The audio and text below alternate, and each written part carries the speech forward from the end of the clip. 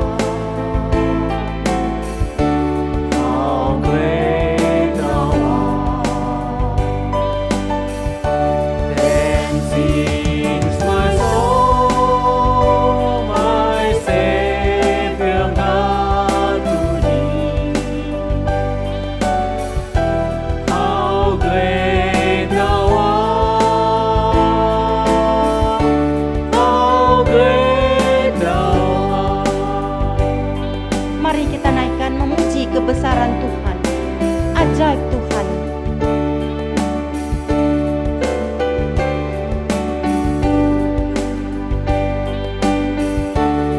Kami memuji kebesaran-Mu,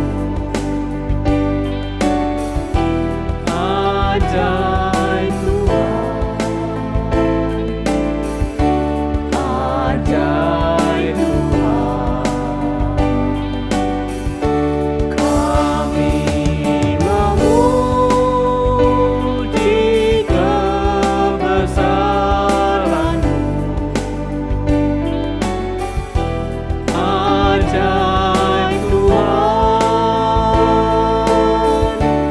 ajaib Tuhan, ajaib Tuhan, ajaib Tuhan. Kita berdoa. Bapa, kami menaikkan pujian kepadamu. Sungguh betapa besar Engkau ya Tuhan. Engkau yang bukan saja menciptakan kami, tetapi Engkau yang berjalan bersama kami. Khususnya kami yang telah percaya, yang telah ditebus oleh-Mu, yang menjadi milik-Mu. Kami percaya bahwa Engkau selalu bersama kami, berjalan di dalam kehidupan kami. Malam ini ketika kami akan datang bersama berdoa, biarlah hati kami dibangunkan. Sungguh ya Tuhan, Engkau yang bertahta di surga dan Engkau yang hadir di tengah-tengah kami, mendengarkan seru doa kami. Di dalam nama Tuhan Yesus, kami berdoa. Amin.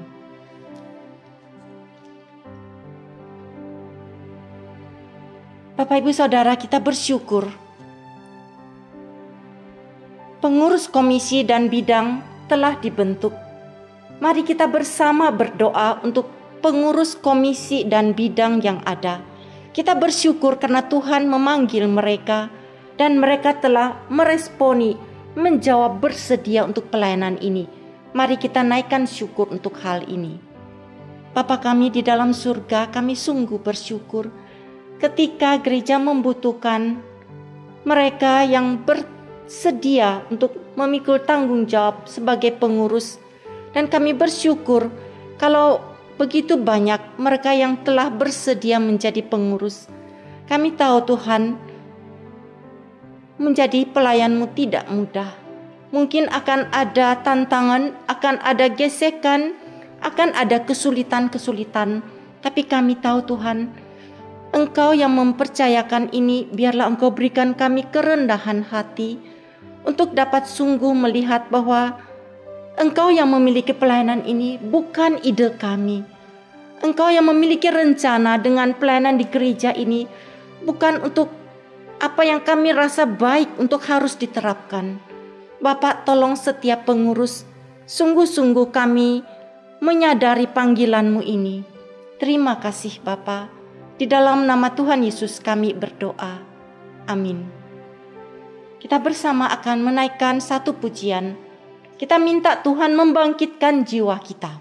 Biarlah kita memulai pelayanan kita dengan satu semangat bahwa Tuhan yang bersama dengan kita, yang akan membangunkan jiwa kita.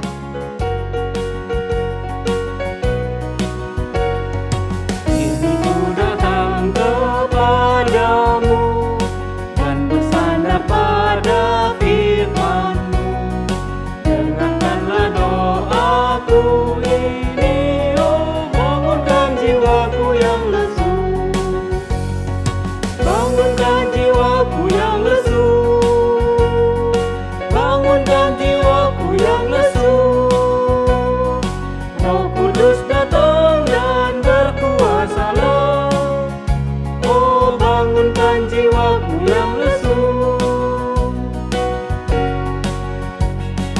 Berilah Roh-Mu di hatiku, membakar menghapus dosaku.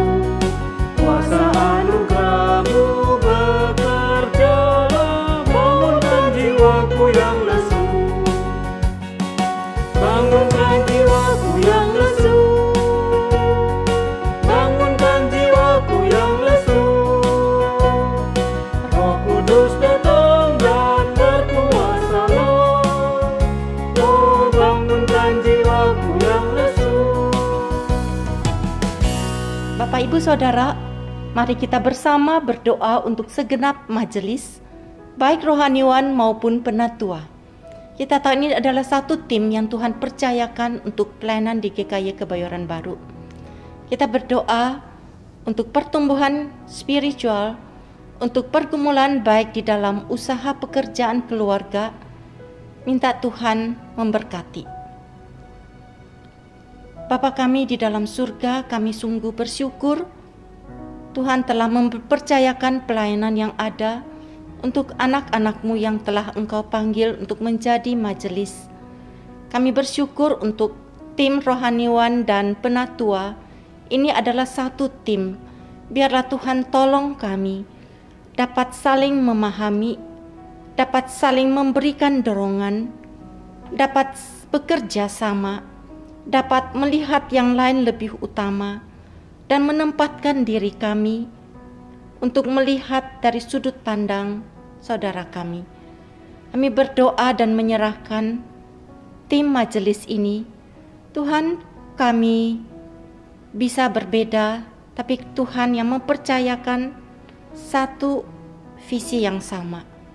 Biarlah Tuhan tolong di dalam pelaksanaan rencana-rencana yang ada, kami bisa bersehati.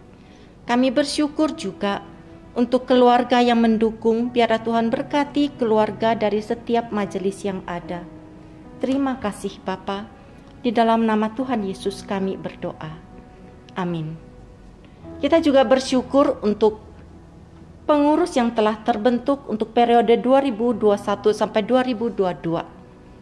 Mari Bapak, Ibu, Saudara, kita berdoa untuk setiap komisi yang ada.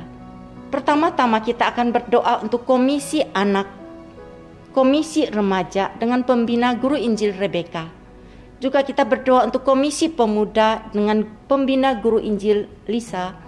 Kita minta Tuhan tolong agar sungguh-sungguh pengurus dan pembina dapat menjadi satu tim yang memikirkan bagaimana menumbuhkan anak-anak, remaja, pemuda di dalam relasi mereka dengan orang tua dan juga di masa yang tidak mudah ini. Mari Bapak Ibu Saudara kita berdoa untuk Komisi Anak, Remaja, dan Pemuda.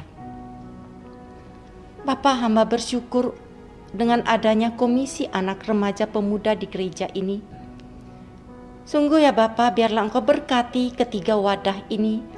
Sungguh-sungguh menjadi wadah yang dapat memperhatikan anak, remaja, pemuda dengan karakteristik yang berbeda. Biarlah Tuhan tolong setiap anak yang singgah di sekolah minggu ini, mereka dapat bertemu dengan Engkau sebagai Tuhan dan Juru Selamat pribadi mereka. Biarlah sejak anak-anak mereka telah percaya kepadamu. Kami juga berdoa untuk remaja pemuda. Kami tahu masa-masa ini penuh tantangan di dalam mencari identitas mereka. Biarlah mereka dapat mencari di dalam Engkau. Biarlah Tuhan tolong masa muda, masa penuh semangat ini adalah masa di mana mereka dapat bertemu dengan Engkau secara pribadi. Sungguh-sungguh memberikan hidup mereka kepadamu. Tuhan yang memberkati setiap anak remaja pemuda dalam gereja ini. Sungguh-sungguh dengan semangat, dengan arah yang pasti, baik di dalam menentukan mata kuliah mereka selanjutnya maupun di dalam pergaulan mereka.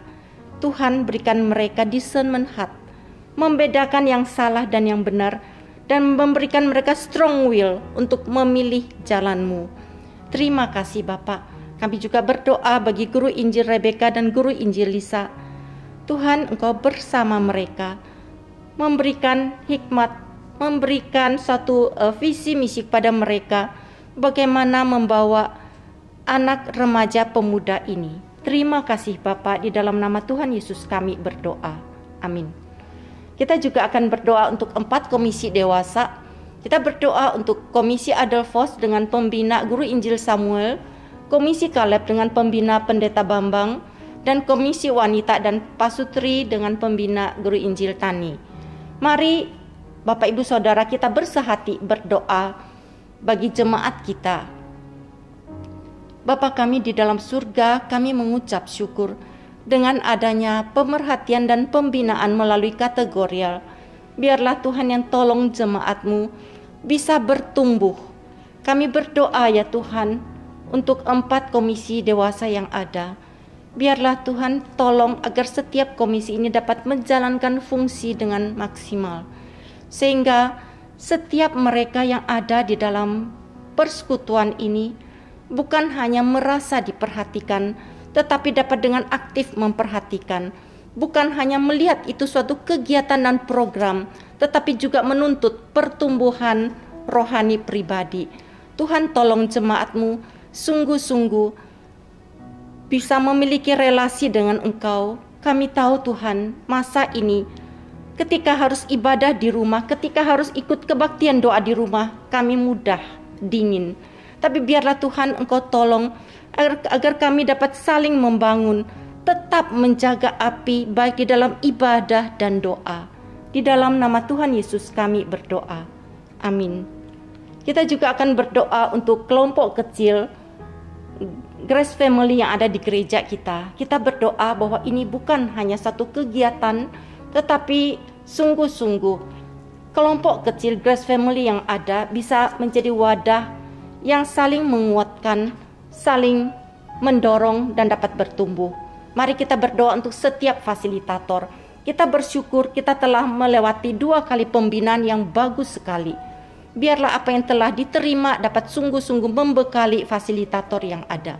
Mari Bapak Ibu Saudara kita berdoa. Bapa, kami bersyukur untuk fasilitator yang telah memberi diri mereka untuk melayani kelompok kecil yang ada. Kami mengucap syukur untuk 2 kali pembinaan yang sungguh-sungguh kami rasakan manfaatnya di dalam pelayanan ini. Biarlah Tuhan tolong kami ketika kami melayani, biarlah diri kami juga dapat diisi. Karena kami juga membutuhkan pemerhatian 360 derajat dan kami tahu bahwa Engkau adalah sumber yang dapat mengisi kebutuhan setiap fasilitator. Terima kasih Bapa, di dalam nama Tuhan Yesus kami berdoa. Amin. Dan terakhir kita akan berdoa untuk bidang misi dari gereja kita. Kita berdoa untuk Pendeta Bambang sebagai pembina, bidang misi dan juga penatua Bapak Haryanto dan tim yang melayani bidang misi ini. Kita berdoa agar sungguh-sungguh Tuhan yang pimpin ke arah di mana Tuhan kehendaki. Kalau saat ini sedang merencanakan membuka satu pos PI, biarlah Tuhan berikan satu kejelasan memimpin mereka. Mari saudaraku, kita berdoa bersama. Bapa kami di dalam surga, kami khusus berdoa untuk bidang misi dari gereja ini. Kami bersyukur untuk hamba-Mu, untuk anak-anak-Mu yang bergabung di dalam tim misi ini. Bapak, sebagai jemaat di gereja ini, kami sungguh-sungguh terpanggil untuk mendukung mereka di dalam doa. Tuhan berikan mereka kepekaan sehingga tahu di mana Engkau menghendaki satu pos PI dibangun. Bapak, kami berdoa bagi persiapan, khususnya persiapan hati, agar mereka dengan sehati sungguh-sungguh peka terhadap pimpinan-Mu. Biarlah Tuhan yang tolong mereka di dalam perencanaan ini. Di dalam nama Tuhan Yesus kami berdoa. Amin. Bapak, Ibu, Saudara, biarlah kita mempersiapkan hati kita untuk mendengarkan firman Tuhan. Kita menaikkan pujian, bangunkan jiwaku.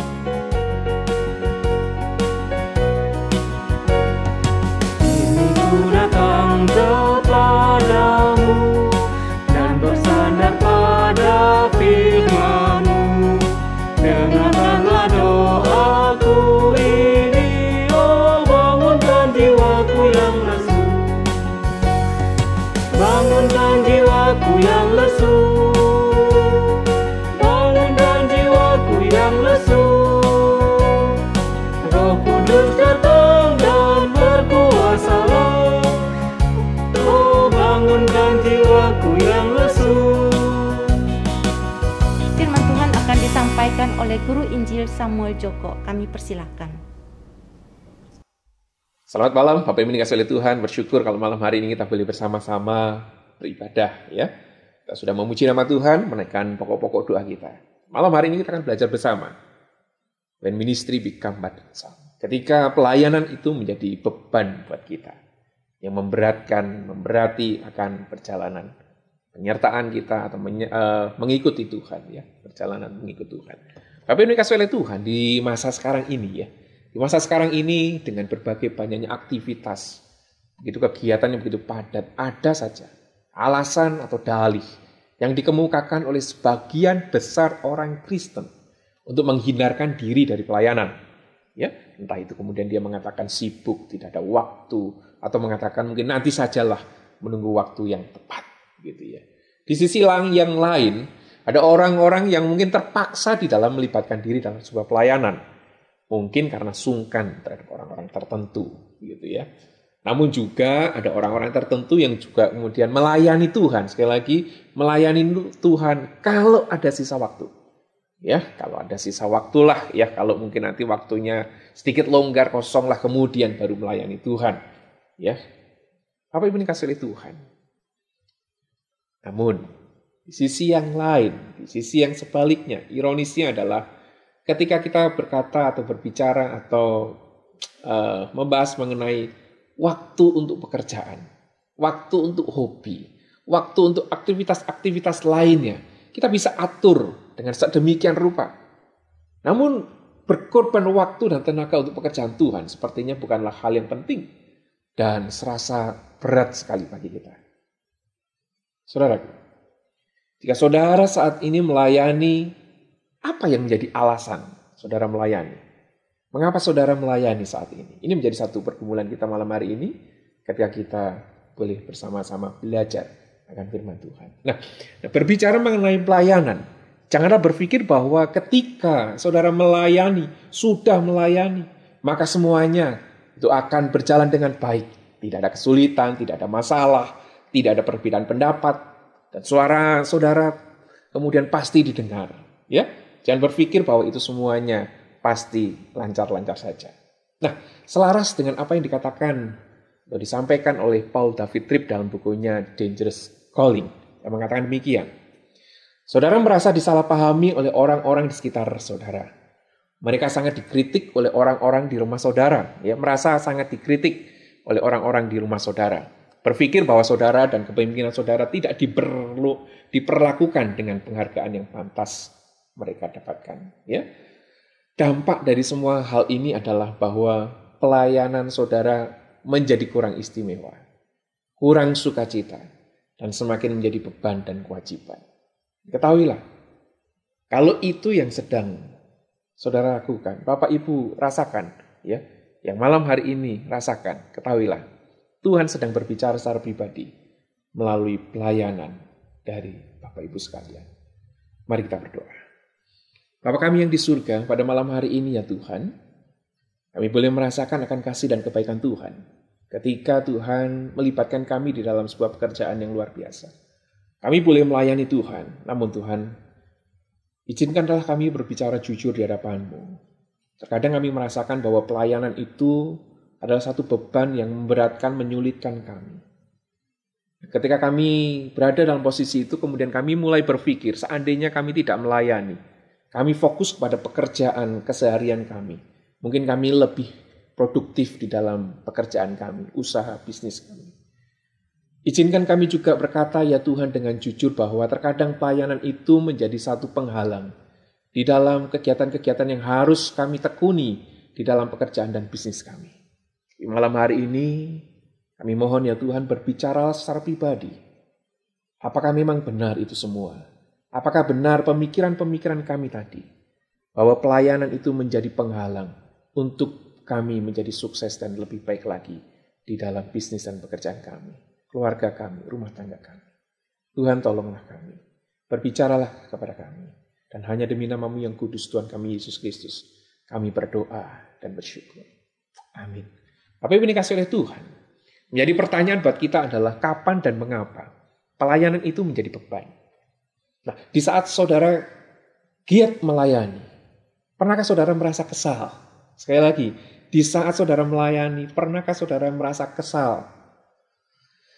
Mungkin berpikir bahwa saya sudah melayani, mengapa hal ini yang saya dapatkan? Hal-hal yang tidak seperti yang kita inginkan tentunya.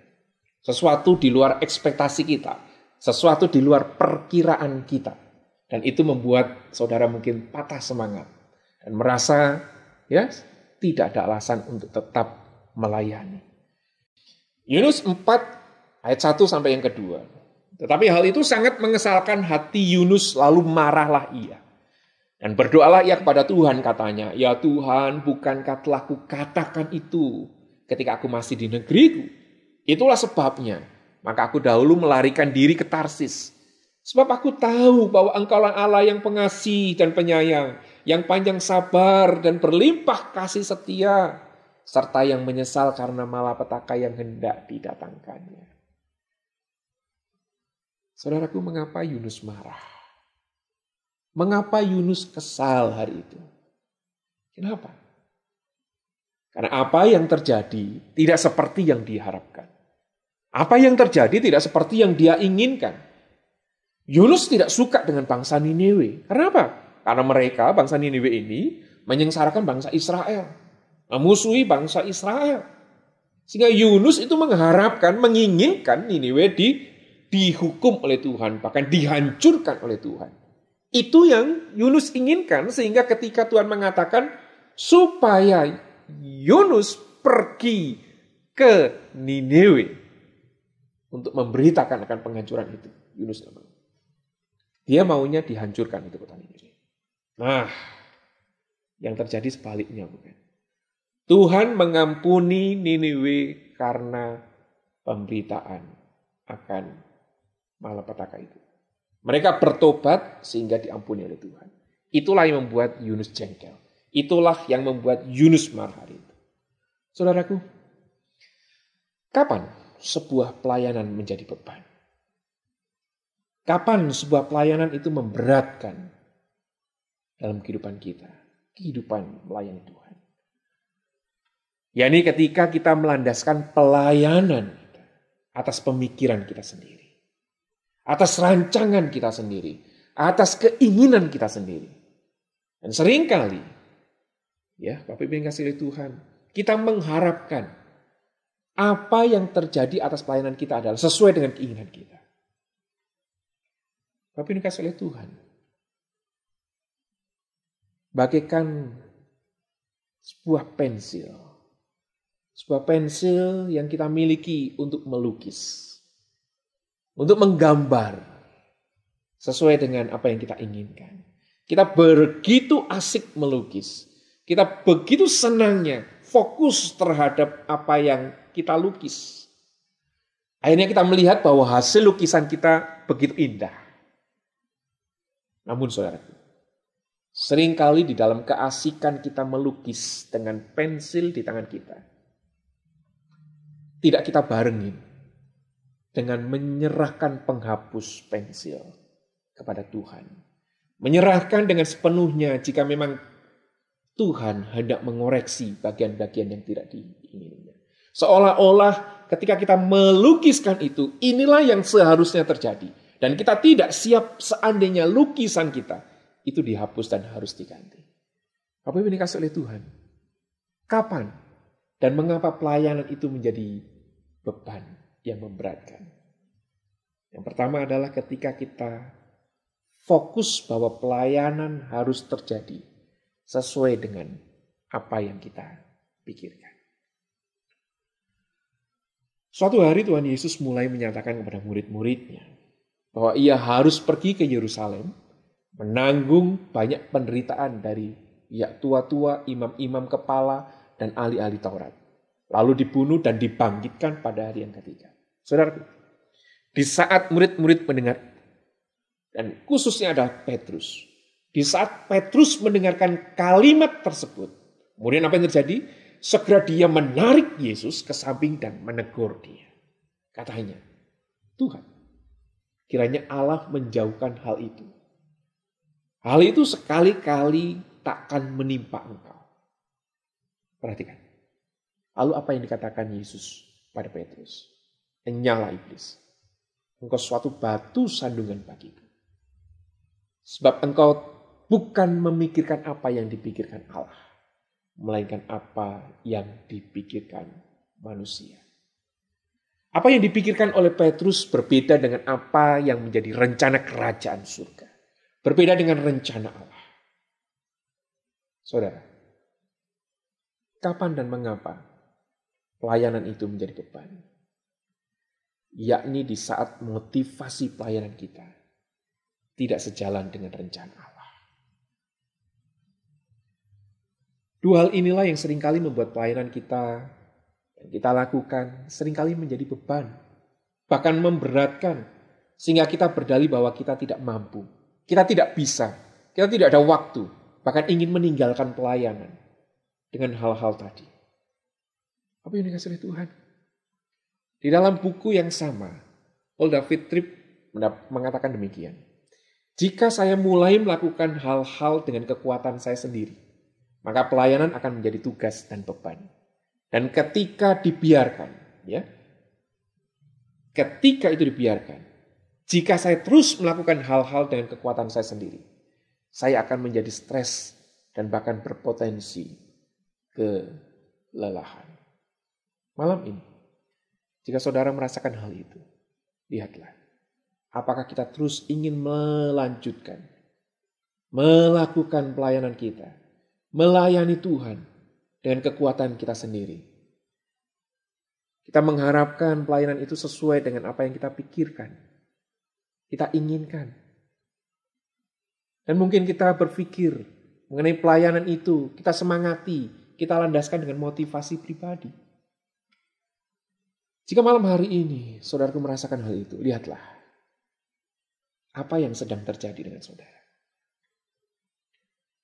Selanjutnya saudara, mari kita menjadikan pelayanan yang mungkin hari ini itu membebani, menjadi beban berat buat kita. Sekali lagi, bukan lagi menjadi beban berat, tetapi mari kita beranjak dari situ dan melihat bahwa pelayanan adalah sebuah kehormatan. Di dalam 2 Korintus pasal yang kelima ayat yang ke-15 dikatakan demikian. Dan Kristus telah mati untuk semua orang, supaya mereka yang hidup tidak lagi hidup untuk dirinya sendiri, tetapi untuk Dia yang telah mati dan telah dibangkitkan untuk mereka. Seberapa layakkah kita sebenarnya sehingga kita melakukan tugas yang dipercayakan Tuhan? Saudaraku, seorang presiden itu memiliki pengawal yang khusus, yang dipilih di antara orang-orang pilihan dengan kemampuan yang mumpuni. Di negara kita mengenal yang namanya Pas Pampres, pasukan pengamanan presiden. Saudara, Pas Pampres ini bukan orang sembarangan. Dia dipersiapkan sedemikian rupa dengan keahlian-keahlian yang dapat digunakan untuk mengamankan presiden. Ya, di dalam 24 jam sehari, 7 hari dalam seminggu. Mereka adalah orang-orang terpilih dengan kemampuan yang luar biasa. Itu adalah ajudannya presiden, pelayannya presiden. Bagaimana dengan pelayannya Tuhan? Sehebat apakah orang-orang yang dipilih oleh Tuhan untuk melayani? Saudaraku, mari kita menyadari bahwa melayani Tuhan adalah sebuah kehormatan bagi kita, orang-orang yang berdosa. Karena Anda dan saya ini adalah orang-orang yang hina, namun dilayakkan untuk melayani Tuhan yang Maha Tinggi. Itu bukan karena hasil seleksi, karena kita ini mumpuni. Keahlian-keahlian yang ada ini sehingga Tuhan memanggil kita untuk melayani. Dikatakan di dalam 2 Korintus 5 ayat 15 tadi, dikatakan bahwa Kristus telah mati untuk semua orang. Saudara dipilih untuk melayani bukan karena kemampuan dan keahlian yang mumpuni. Namun Tuhan memilih saudara, dan Tuhanlah yang melengkapi saudara untuk melayaninya. Tuhan memanggil untuk melayani bukan karena ada kemampuan di dalam diri saudara, bukan karena ada kelayakan dalam diri saudara, tetapi Tuhan memanggil melayani dan sekaligus Tuhan melengkapi dengan kemampuan yang ada. Saudara yang dikasihi oleh Tuhan. Hal selanjutnya kita melihat bahwa tujuan penebusan Tuhan itu tergenapi di dalam hidup saudara. Tujuan penebusan ini adalah ketika saudara memberi kemuliaan kepadanya. Itu melalui kehidupan yang melayani dia. Perhatikan di dalam ayat 15 tadi. Dikatakan supaya mereka yang hidup tidak lagi hidup untuk dirinya sendiri. Tetapi untuk siapa? Untuk dia. Jadi orang yang berdosa ditebus, sehingga orang yang sudah ditebus ini bukan hidup untuk dirinya sendiri. Tetapi mereka hidup untuk dia, yaitu Kristus yang sudah menebus dia. Jadi kita orang-orang yang sudah diselamatkan oleh Tuhan, sekarang ini bukan hidup untuk diri kita sendiri, tetapi hidup untuk melayani dia yang sudah menebus kita. Selanjutnya, kita melayani bukan, sekali lagi, pelayanan bukan menjadi beban buat kita, yang memberatkan kita, tetapi sebuah kehormatan buat kita. Mengapa? Karena Tuhan itu mau bermitra dengan saudara. Mau bermitra dengan saya di dalam menuntaskan pekerjaannya. Perhatikan di dalam ayat 20 bagian A. 2 Korintus pasal yang kelima ayat 20 bagian A. Dikatakan apa? Jadi kami ini adalah utusan-utusan Kristus. Kristus mengutus para rasul. Kristus juga mengutus kita untuk melayani. Memanggil kita untuk melayani. Tapi ini kasih oleh Tuhan. Tidak ada kehormatan yang tidak disyukuri ketika pemimpin di dunia ini menjadikan saudara yang tidak ada apa-apanya menjadi mitra dalam pekerjaannya. Dan hal yang Tuhan lakukan adalah ia menjadikan saudara sebagai mitra dalam pekerjaannya. Tuhan tidak langsung menyulap semuanya apa yang dikehendakinya terjadi di muka bumi. Tuhan tidak memakai makhluk lain selain dari manusia untuk terlibat dalam pekerjaan dan rencana kekalnya. Paulus, dia mengatakan bahwa pelayanan itu dia terima oleh kemurahan Allah. Artinya, oleh perkenanan Allah yang sangat tidak mungkin untuk didapatkan. Namun, Tuhan berkenan memberikannya. Adalah suatu kehormatan ketika Tuhan berkenan menjadikan saudara bagian dari pekerjaannya.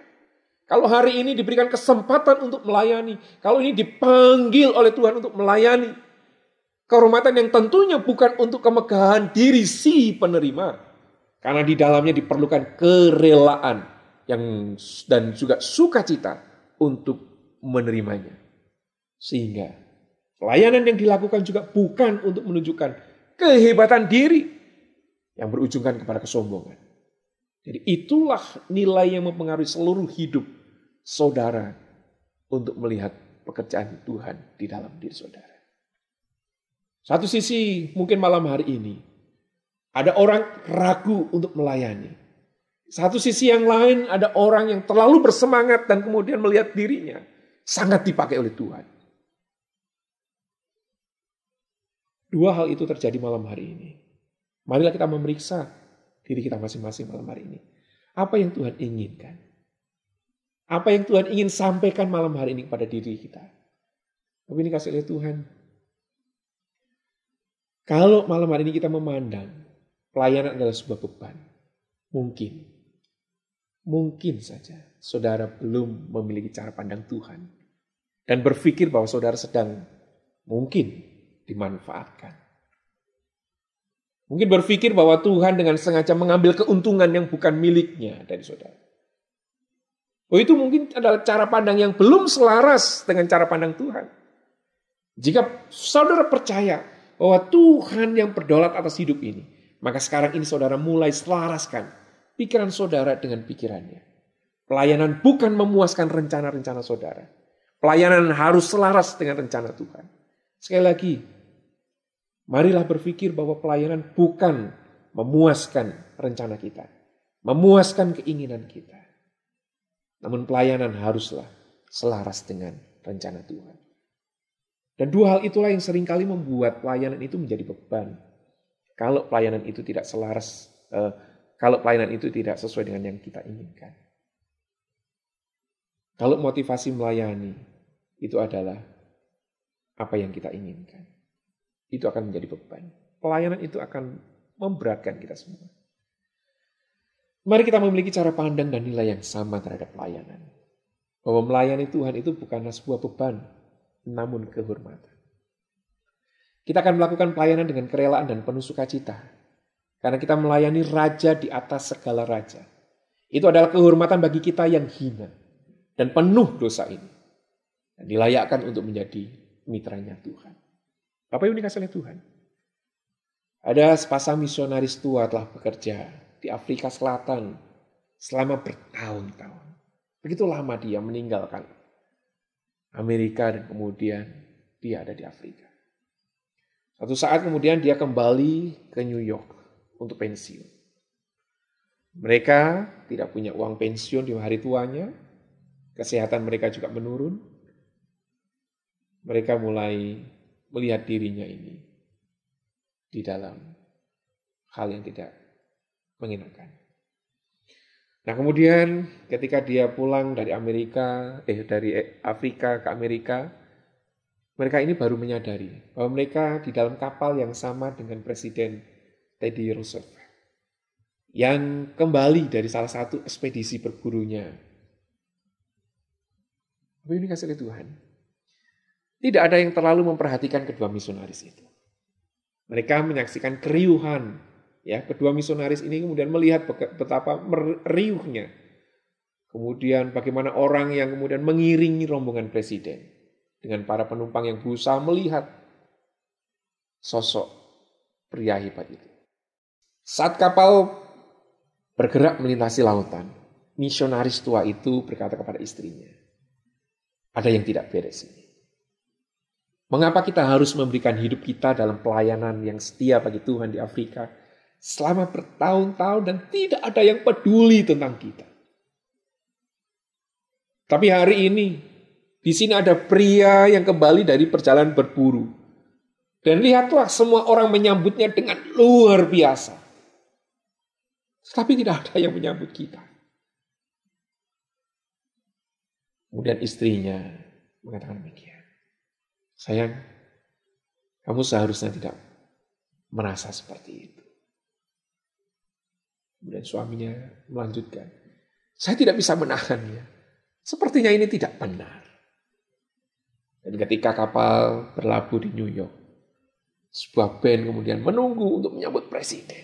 Wali kota dan pejabat lainnya ada di sana.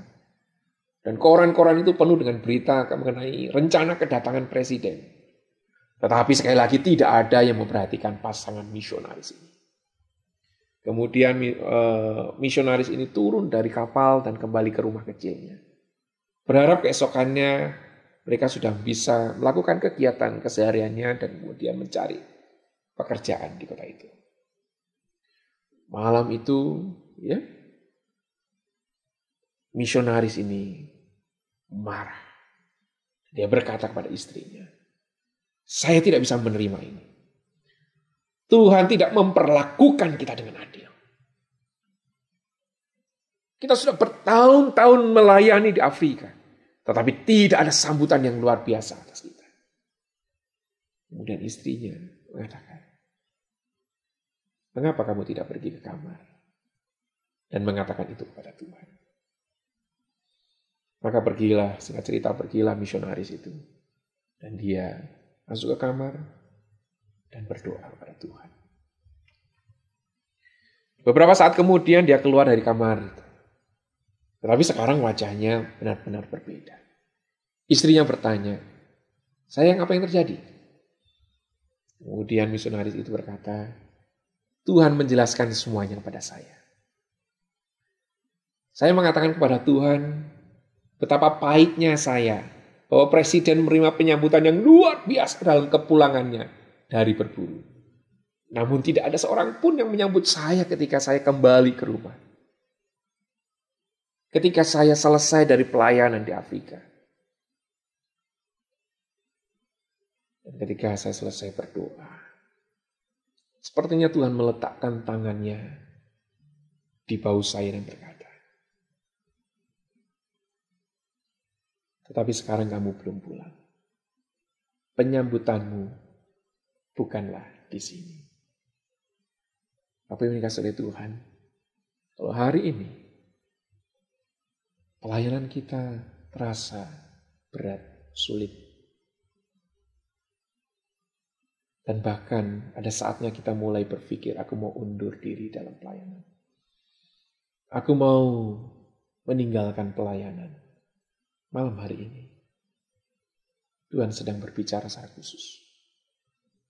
Waktumu belum selesai. Engkau dipanggil untuk melayani. Lihatlah kepada rencana Tuhan, bukan keinginanmu sendiri. Tetaplah setia melayani. Mari kita berdoa. Bapa kami yang di surga, ada saat-saat di mana kami merasakan pelayanan itu begitu berat dan membuat kami ingin meninggalkan. Ada saat-saat perlakuan-perlakuan dari orang-orang di sekitar kami memaksa diri kami dan seolah-olah membuat kami itu tidak berdaya dan tidak bisa melakukan apa-apa. Ada saat-saat bahwa kami ini gagal di dalam melakukan apa yang seharusnya kami berikan kepada Tuhan. Tapi malam hari ini, Tuhan kembali mengingatkan kami bahwa pelayanan bukanlah seperti apa yang engkau inginkan, tetapi seperti yang Tuhan inginkan. Bahwa pelayanan janganlah didasarkan dengan motivasi pribadimu, tetapi selaraskanlah dengan rencana Tuhan. Terima kasih ya Tuhan. Ada saatnya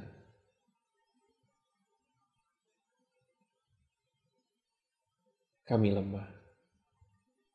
Kami bersyukur malam hari ini kalau Tuhan mengingatkan dan menguatkan kami bahwa pelayanan hanya kami tujukan pada Engkau sendiri.